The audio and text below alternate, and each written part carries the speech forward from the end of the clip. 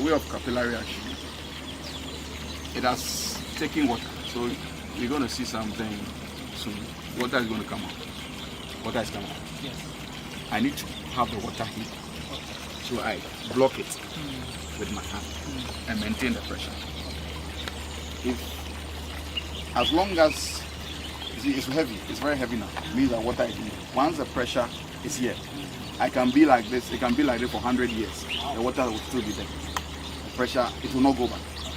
If I remove my hand now, it will go back. It goes up. So it will. No, look at the signs. Up. So it goes back. Now if I bring it down here, what happens? Exactly. So it goes out. It can't go back. Okay. So the principle is that I have to now put my hand in there, send it down. Once this water level is below the water level here, okay, it will flow into this one. Yes. It will simply flow. So it's now flowing. You can touch it. It's heavy. As long as my hose was below the water level, it will flow. If it's above, it will go back. Capillary action. I just block it. It's heavy. Even when you do that, you see that this is very heavy, that there's water in it. But once you remove the pressure up there, it will go back. So I make sure I'm down, pressure on, push. Okay. That one is for the pump. Return pump. The water return.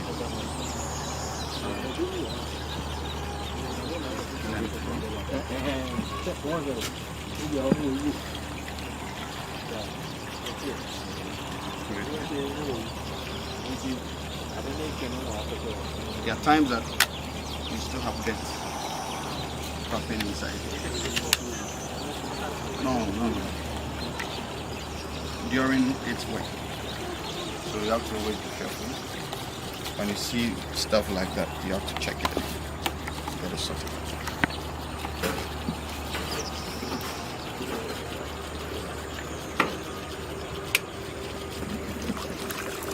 Okay. So you see how I put it? It's supposed to lie flat that way. It lies flat, and then you are good to go. Okay. How long can it be in the water before maybe one can say so? So see what is happening. See what is happening. Wow. So it's spraying the water onto the mesh. And when the natural summoners, they'll build up in about 3 weeks. They will build up in there. We use this is their shelter, this is like their house. Okay? And as it sprays onto them, it's feeding them. Okay? You see what is happening? It's feeding them. Okay, so from here, it needs to go back. But before it goes back, the last process is to break down the nitrite to free nitrogen. So you feed the... This one does not have to be closed? No, just open it. It's supposed to be open. We actually need sunlight to help with the process. So if I put this under shade, I'm not going to get an amount of sunlight I need to build up the algae. We need some amount of algae as well. So very soon you see this water becomes green because of the proteins you are putting in. See, already the color is changing. The color is changing. Very soon you see, give it about some 3 days, it will turn green. Okay. So now let's look at, is there any other question you want to ask?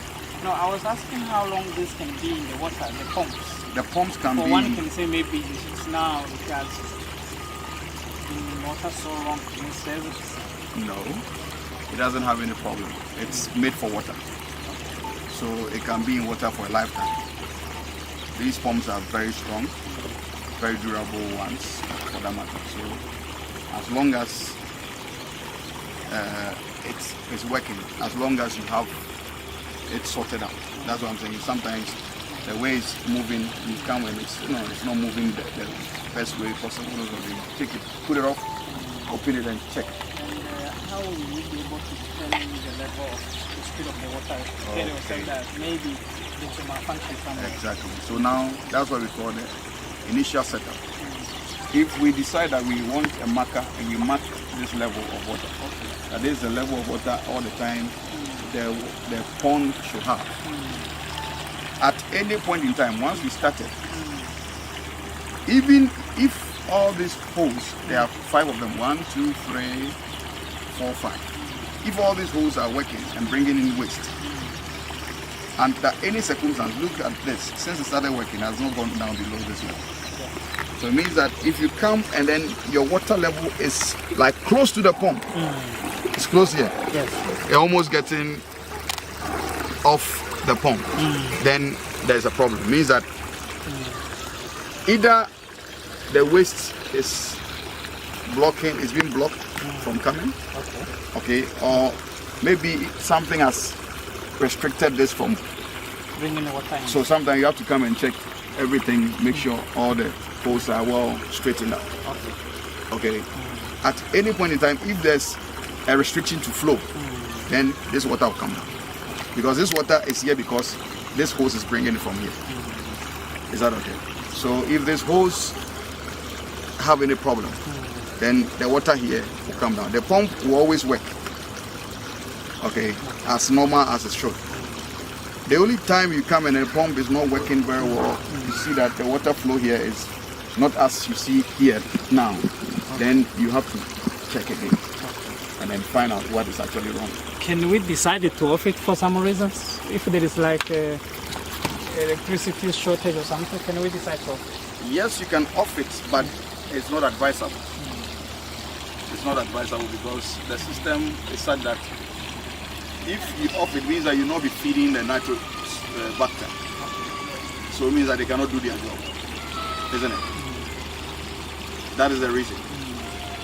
It needs to be a continuous, we call it the continuous recirculating system.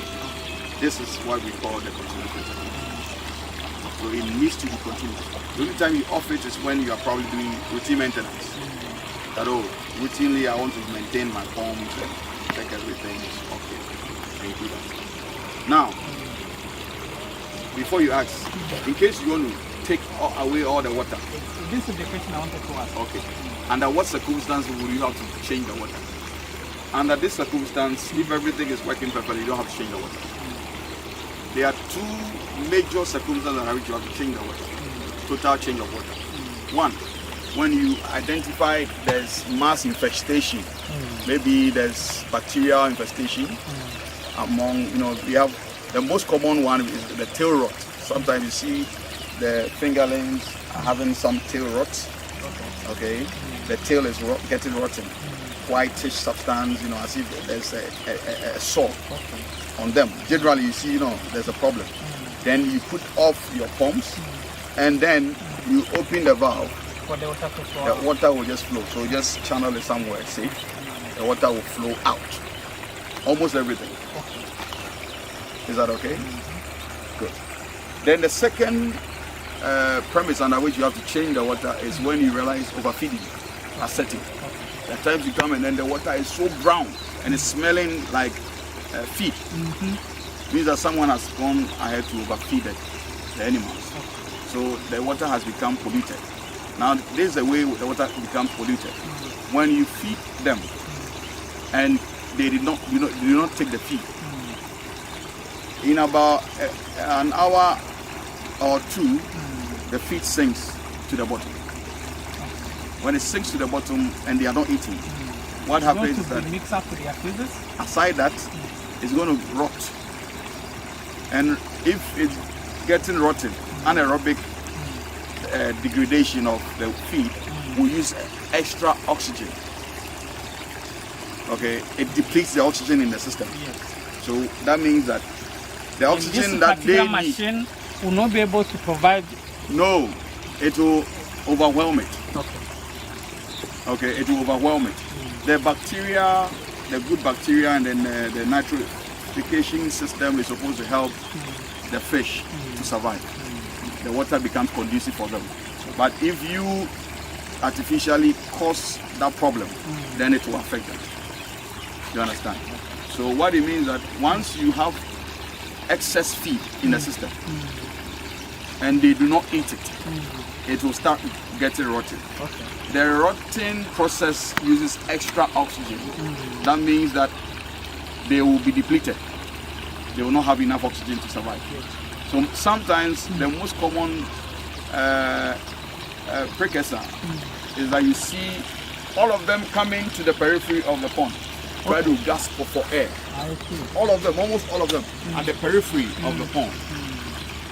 So once you see them at the periphery, that means that they are not happy. At that point, you put feed in there, they will not mind. They will not eat. They will not happy the middle. They will not even eat when you give them feed because they are struggling to survive. So at that point, then you have to change the water, put in fresh one, and then they will be fine. If it's infection, there's a way to go about it. We do salt treatment. You bring the water down to about 1/4 and get a quantity of salt, and then you put it in there. Before you pump the water in, especially from fresh Salt, yeah. pond like this, and then we don't know the quantity of the water. Even Would it be advisable for someone to the quality of the water? To know the quality of the water? Yes, it will be. But I always use this as a home remedy or check. Is the water drinkable? Is it a potable water? Can you drink it? When you drink it, do you die? Do you have any infection? If you drank the water for a long time and you think that the water is okay for you, it will be okay for them. That's okay. Because sometimes you want to go and check. Yes, ideally, theoretically, yes, you are supposed to check the water quality before you put it in there so that you know what you are giving to them. But in case where you go to the rural setting, you don't have that ability to test it. What do? Find out. Do you drink the water? Say yes. Has it killed anyone? No. It can be wet. You can still use it. You understand?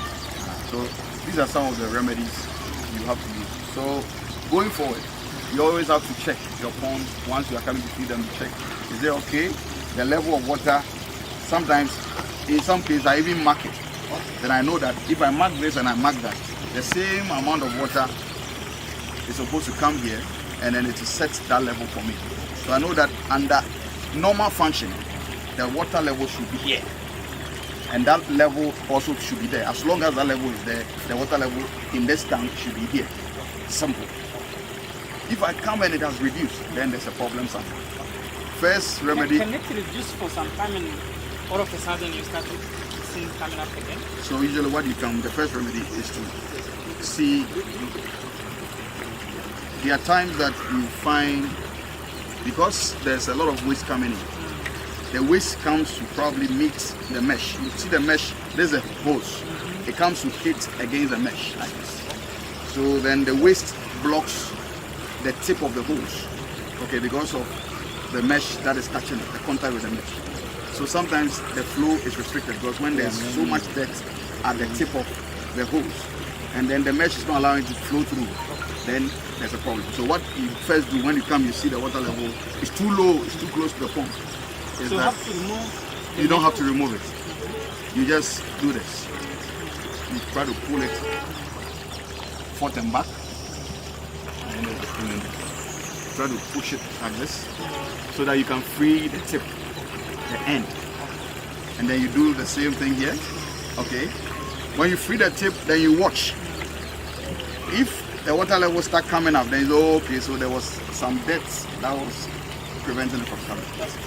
If you do that and it's still not working, then what you have to look at is probably one of these holes that is bringing the water has stopped functioning. So the quantity that's supposed to come at the time has reduced. Then you have to turn off your pump. Probably can still maintain it. Then you start checking one by one which of this is not working. Then you can now reset it again and bring water here, like I've shown you with a capillary system. Then you put on your pump and then start to function. Okay, so always you have to know the level of water that you should have in this. Once it's set this way, it's set this way. I know that at any point in time, my pump should be submerged to this height. What happens when the pump begins to draw air? When it's not made to draw air, it's made to draw water. Okay. So once you start having it drawing too much air for a longer period, 1 hour, 2 hours, by the time you come, it's fried. You cannot pick it again. It's blown. Because the rotor will become so hot that you cannot even take it again, then you lose the pump. So always make sure your pump is submerged. That's why this one is submerged. So anytime you come and then you see the water level has gone down below this and it's hitting the top of this one, you can see it. That means that you have to top up the water so that it can cover it. Is that okay? So always use this as a check. That as long as this one is covered, then I'm safe. Everything should be working fine. All right? Do we have cases of overflowing of ponds maybe due to heavy rains or something? Yes, we could have it. But what usually we do is that, in case there's no one here, I could set an overflow system for you, automatic. As long as you are not there, you can leave it for several months, no problem. It will never overflow the level. But usually, mostly people are around. So once it's ready, you know you are around, you just come around and then open this a little. So I know that I don't want it to overflow. So if it's raining and it's getting to the tip, I just have to open it a little, let some go. As some is coming in, it's flowing. So it's bringing water here and it's flowing out. So once the rain settles and it got into the level I want, I just close it. And everything comes to normal. But there's a possibility that it will overflow. I've had that one once. Yeah. That was because when we filled it, it was too close to the rim, and then unfortunately the next day it rained heavily for over 3 hours, and then it had to go over there.